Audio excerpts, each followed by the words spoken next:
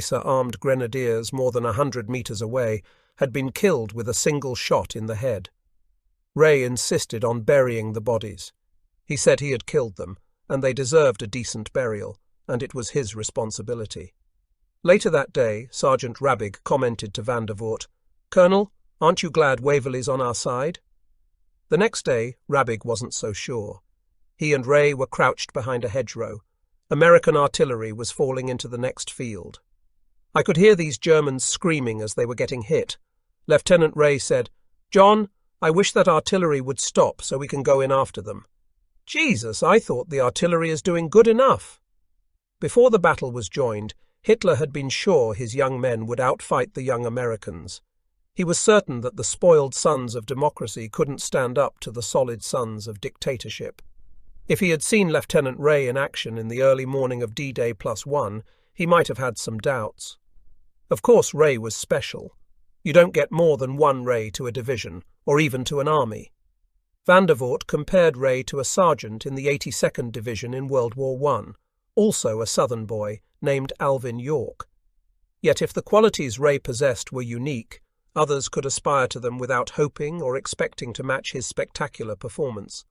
Indeed, they would have to if the United States was going to win the war. Victory depended on the junior officers and NCOs on the front lines. That is the spine of this book. Among other elite German outfits in Normandy, there were paratroopers. They were a different proposition altogether from the Polish or Russian troops.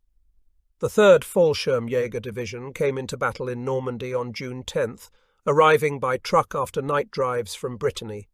It was a full-strength division, 15,976 men in its ranks, mostly young German volunteers.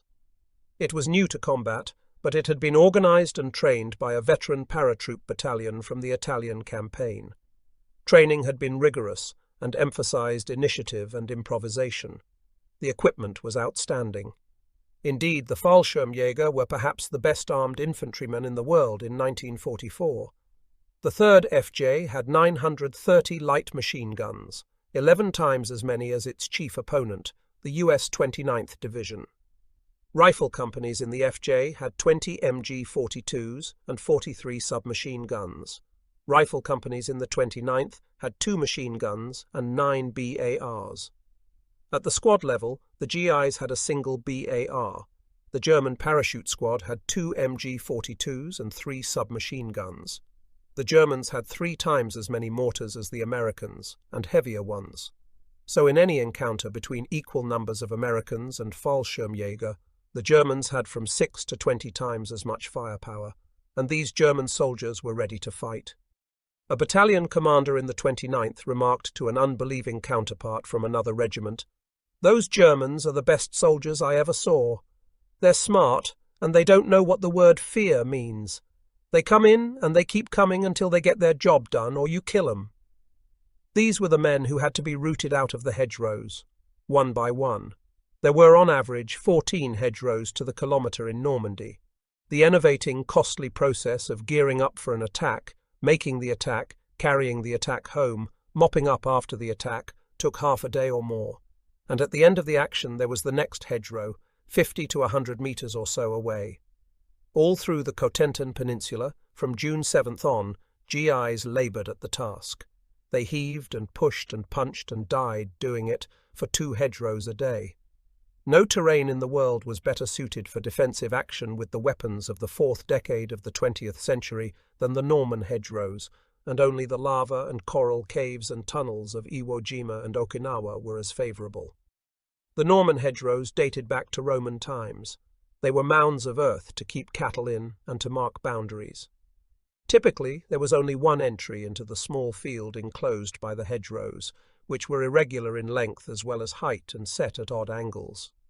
On the sunken roads, the brush often met overhead, giving the GIs a feeling of being trapped in a leafy tunnel. Wherever they looked, the view was blocked by walls of vegetation. Undertaking an offensive in the hedgerows was risky, costly, time-consuming, fraught with frustration. It was like fighting in a maze. Platoons found themselves completely lost a few minutes after launching an attack. Squads got separated. Just as often, two platoons from the same company could occupy adjacent fields for hours before discovering each other's presence. The small fields limited deployment possibilities. Seldom during the first week of battle did a unit as large as a company go into an attack intact. Where the Americans got lost, the Germans were at home. The 300